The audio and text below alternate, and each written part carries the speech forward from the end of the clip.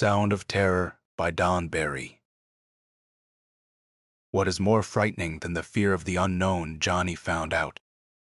The day was still no more than a ragged streak of red in the east. The pre-dawn air was sharply cold, making Johnny Youngbear's face feel slightly brittle as he dressed quietly in the gray bedroom. He sat down on the bed, pulling on his boots, and felt his wife stir sleepily beneath the covers. Suddenly she stiffened, sat upright in the bed, startled into wakefulness. Johnny put one dark, bony hand on her white shoulder, gently, reassuring. After a moment, finding herself, she turned away and lit a cigarette. Johnny finished pulling on his boots and stood, his hawk-like face unreadable in the cold gray light streaming through the huge picture window. "Johnny," said his wife hesitantly. He murmured an acknowledgement, watching the bright flare of color as she drew on the cigarette. Her soft, dark hair was coiled loosely around her shoulders, very black against the pale skin. Her eyes were invisible in shadow, and Johnny could not read their expression. He turned away, knowing she was watching him. "Be careful," she said simply. "Try," he said. Then he shrugged. "Not my day, anyway. I know," she said. "But be careful." He left the house and walked out into the chill desert dawn. He turned his face to the brightness in the east, trying to catch a little warmth, but could not. He warmed up the Jeep, listening to the engine grumble protest until it settled to a flat, banging roar. He swerved out of the driveway with a screaming of tires. Reaching the long ribbon of concrete that led out into the desert, he settled down hard on the accelerator, indifferent to the whining complaint of the Jeep's motor. It was 8 miles from his sprawling house to the Mesa Dry Lake launching site, due east, into the sun.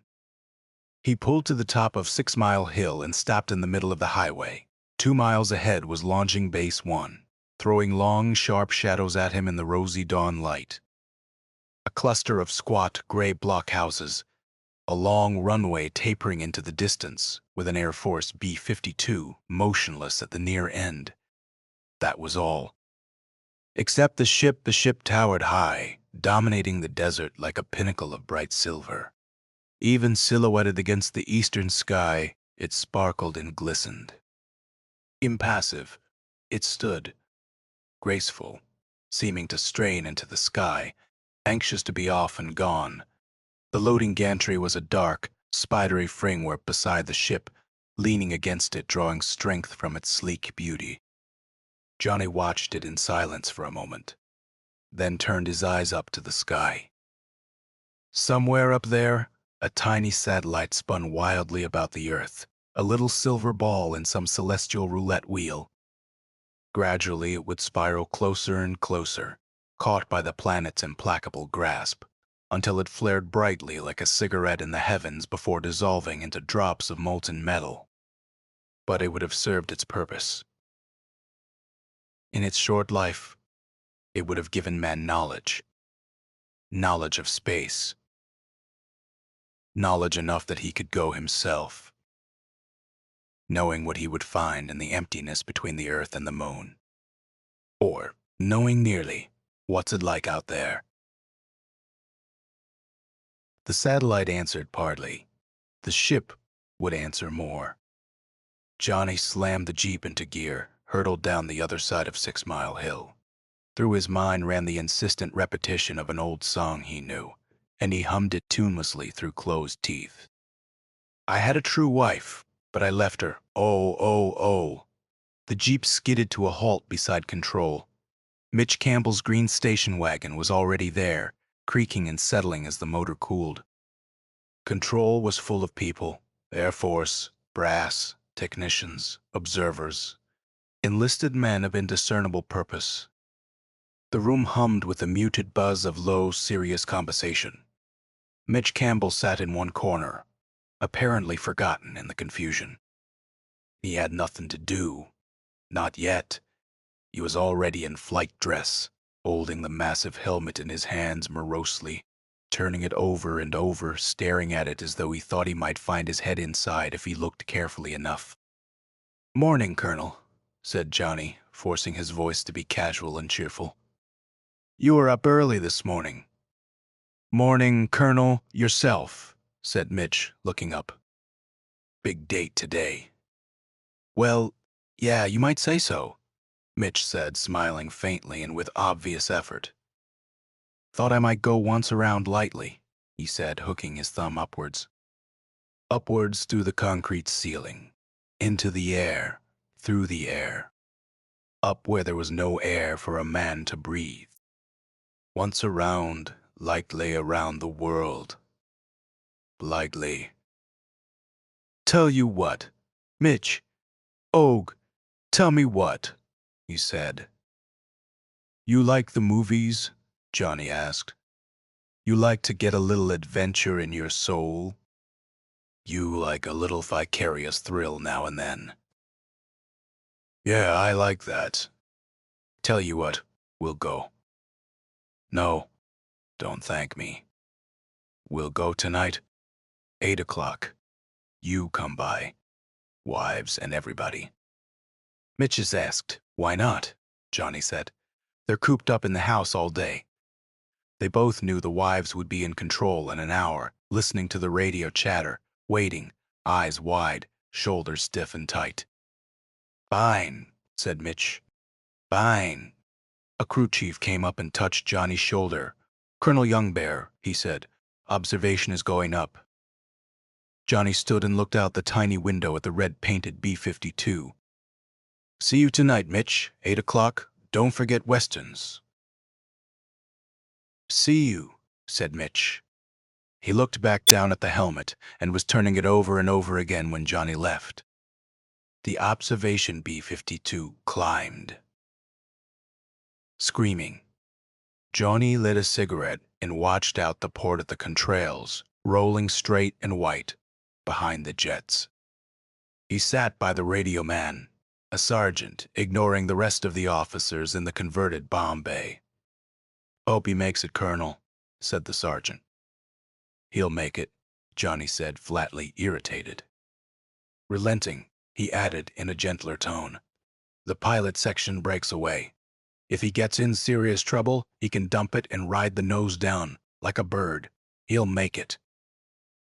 There was a raucous buzz, and a squawk box said, "On my mark, it will be 0-4 minutes. Mark!" The voice of control, 35,000 feet below. The B-52 swung ponderously onto the base leg of its circle, and there was a creaking of stretching metal inside. -2 minutes. Not my day, anyway, Johnny thought. He lit another cigarette. "Control?" said a new voice. "This is Red Leader. Red Leader. Red Flight is in position. ROG. Red Leader." Control acknowledged. The observation flight of jet fighters was waiting too. -5, 4, 3, 2, 1. Mark. Silence. "I had a true wife, but I left her." "Oh." There was another rattle of the speaker, and Mitch's voice came through, grunting, heavy as the acceleration of the ship laid a heavy hand on his chest. "Acceleration. 8. G controls respond." Silence. "There he is," someone said. A wavering trail of smoke was barely visible below, a thread of white coming up fast, blown erratically by winds into a distorted tiny snake.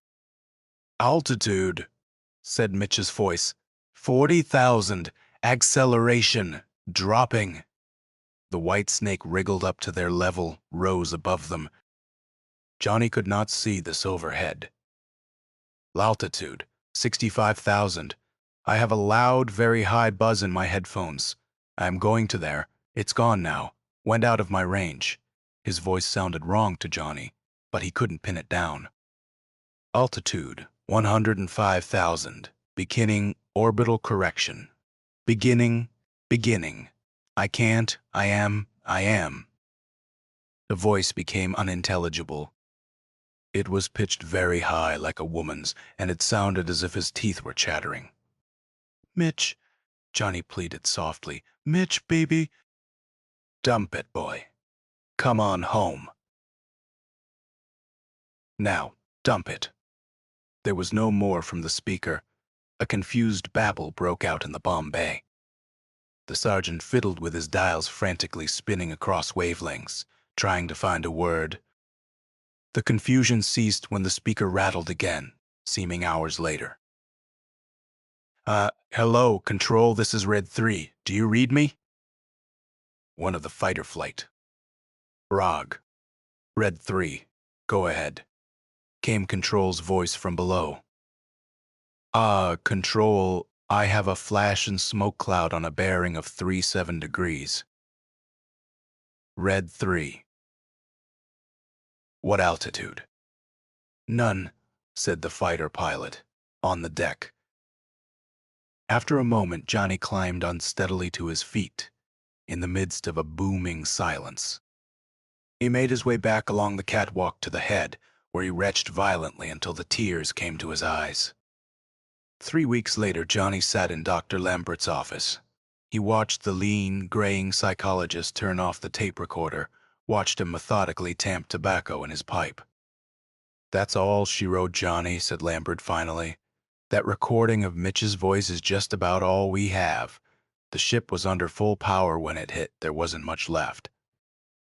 Johnny looked absently out the window at the gleaming needle of ship 2 beside the flimsy-looking gantry. Full power was a lot of power. The psychologist followed Johnny's eyes. "Beautiful," he said, and the word brought to Johnny's mind the wide-eyed, pale face of Mitch's wife staring at him. "That ship is the best we can make her," Lambert said. "Engineering is as certain as they can be that there was no structural failure on Ship I." "So," Johnny said, still staring at the ship. Even at this distance, he could almost believe he could see his own lean face reflected in the shining metal. "So we look somewhere else for the cause of failure," said Lambert. "Where?" said Johnny. He turned back, saw that the psychologist was putting a new reel on the tape recorder. "The weak link in the control system," Lambert said. "There weren't any, what, Mitch Campbell?" Johnny stood, angry. "Mitch was good, damn good." The psychologist looked up, and his eyes were tired. "I know it," he said calmly. "Listen to this." He started the machine, playing the new tape. Joni listened to it through. The voice that came out was high and wavering. It shook, it chattered. Words were indistinguishable. It was thin with tension, and it rang in Johnny's ears with unwanted familiarity. "What's it sound like to you?"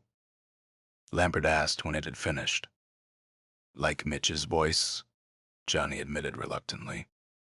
"It did to me, too. What do you think it is?" "Don't know," said Johnny shortly. "Might be a pilot whose plane is shaking apart. Noti. I don't know." Lambert sat back down behind his desk and sucked on his pipe stem.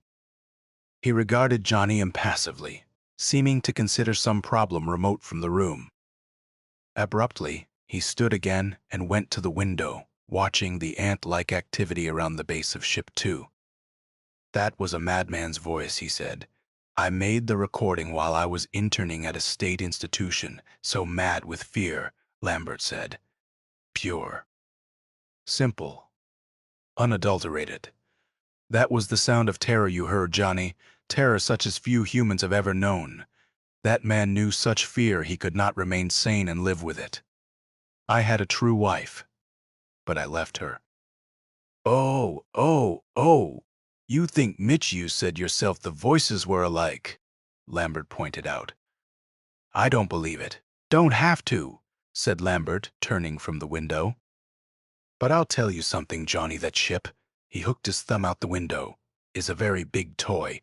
Maybe too big, meaning it's possible we've reached beyond man's limitations." Meaning it's possible we built something too big for a man to handle and stay sane. Maybe we've finally gone too far. Maybe. I don't insist. It's true, said the psychologist. It's an idea. Fear. Fear of the unknown. Maybe too much fear to hold. You think I'll crack? Asked Johnny. The psychologist didn't answer directly. It's an idea, as I said. I just wanted you to think it over. I will, said Johnny. He stood again, his jaw held tight. Is that all? Yes, Colonel, that's all, said Lambert when Johnny left. The psychologist sat in brooding silence, staring morosely at a trail of blue smoke rising from his pipe bowl. He sat there until the afternoon light faded from the desert base. Then he stood in the darkened office, sighed, lit his pipe, and went home. He was very tired. 6 weeks later, Johnny Youngbear walked out of the control blockhouse into the cold desert morning, carrying his helmet under his arm. He ran his eyes swiftly up the length of Ship 2, trying to forget those other eyes staring at his back from the blockhouse. The ship rippled and gleamed, alive, eager, the thundering power in her belly waiting to be born. Oh, you bitch. You beautiful bitch, Johnny thought, pregnant with power, like a goddess with a god's child. Bitch, bitch, bitch. I love you. I hate you. You kill me. The crew chief walked by his side. Nice morning, Colonel, he said. Very, said Johnny. I had a true wife, but I left her. Oh, oh, oh, for you, you beautiful bitch. Say something, Colonel? Asked the crew chief. No song running through my head, he explained. Yeah, the other man chuckled. I know how it is. They strapped him into the padded control chair, the controls arranged around him in a neat semicircle, easy to reach. This is my day. They left him alone, once, around lightly. The loneliness was in his belly, aching like a tumor. Read me, Control's voice in his earphones. Loud and clear, he said absently. -2 minutes. Mark, a different voice. So many different voices. They knew him, they talked to him, but he was alone with his bitch. I had a true wife, but -1 minute. Mark, this is my day. I had a true wife. 3, 2, 1, mark. There was the sound of a world dying in his mind, the sound of thunder, the sound of a sun splitting, the sound of a goddess giving birth, with pain, with agony and loneliness. A giant's fist came from out of nothingness and smashed into his body. His chest was compressed. His face was flattened. He could not get enough air to breathe. The heavy sledge of acceleration crushed him back into the padded chair. Inexorable, implacable, relentless, heavy. His vision clouded and red, and he thought he would die instead. He spoke into the lip mic, resenting it bitterly. Acceleration 9G. He looked at the gauge that shimmered redly before him, disbelieving. Altitude 20,000, he blacked out, sinking helplessly into the black plush night of unawareness. I had, awakening to pain, he glanced at the gauges. He had been gone only a split second, altitude 28,000, acceleration pressure dropping. His face began to resume its normal shape as the acceleration dropped. 6G, he said, and breathing was easier. The giant reluctantly began to withdraw his massive fist from Johnny's face. He tipped a lever, watched the artificial horizon tilt slightly. Air control surfaces respond, he said. But soon there would be no air for the surfaces to move against, and then he would control by flicking the power that rumbled behind him. Altitude 40,000, 85,000, 100,000. The sky was glistening black. He was passing from the Earth's envelope of air into the nothingness that was space. Now. It was time to change angle, flatten the ship out, bring it into position to run around the Earth. Once around lightly, there was a high-pitched scream in his earphones. He remembered it had been there for long and wondered if he had told Control. He flicked the switch that ignited the powerful steering rockets, and the whine grew louder, unbearably loud. It sang to him. His bitch sang, "I had a true wife, but I left her. Oh, oh, oh." He began to feel a light tingle over his body, tiny needles delicately jabbing every inch. His face became wooden, felt prickly. He tried to lick his lips and could feel no sensation there. His vision fogged again, and he knew it was not from acceleration this time. It was something else. Something else? What's it like out there? His belly told him. Fear. He reached out his hand to touch the control panel, and his arm did not respond. It was shaking uncontrollably and moved off to the right of where he wanted it to go. When he tried to correct, it swung too far to the left, waving as if it were alive. It hung there before him, as in a dream, oscillating back and forth. He could not control his body, and the realization nurtured the tiny seed of panic that lay heavily in his belly. Jump it. What did that mean, dump it? Go home now, baby. I had a true decision. There was a decision he had to make, but he was too frightened to know what it was. He had been born in fear and lived in fear, and his body was full of it, quivering to the lover's touch of fear. Falling. Darkness. The fear of dying. The unknown. The unimaginable. Always lurking, just out of the corner of his eye. He wanted to scream, and the fear choked it off. His hands were at his sides, limply, useless, dangling at the seat. He had to hang on to something. His hand found a projection at the side of the seat. He clutched it desperately. He knew he would fall. Down spiraling, weightless, off the cliff, as in a dream, off the ladder, the tree. He was a child, and his toes were tingling as he stood too near the edge of the cliff, knowing he might fall. He clutched tightly, putting every ounce of his strength into holding on to the lever, the single solid reality in a world of shifting unreality. He was going to fall. He was falling. I love you. I hate you. I had a true wife. There was softness beneath his back, and he moved his hands, feeling the crispness of sheets. There was a low murmur of voices. He raised his hands to his eyes, and the voices stopped. There were heavy bandages on his eyes, Colonel. Came a questing voice, and Johnny realized it was Dr. Lambert. Awake. I can't see. Why can't I see? You'll be all right. It's all right. What happened? How much do you remember? Asked the voice. The blast off? Yes, I remember that. The orbit, the landing. No, he said. Not that? You did it, said the voice. You made it. This is my day. Once around lightly. Johnny, said the voice. I don't know just how to say this. We know what was wrong with Ship Y, and why it killed Mitch, we know. Hell, we don't even begin to realize what we have at our fingertips now. It's so big it's impossible to evaluate. What? I don't. Sound. Johnny. Sound, or rather, vibration. It's something we're just beginning to learn about. We know a few things.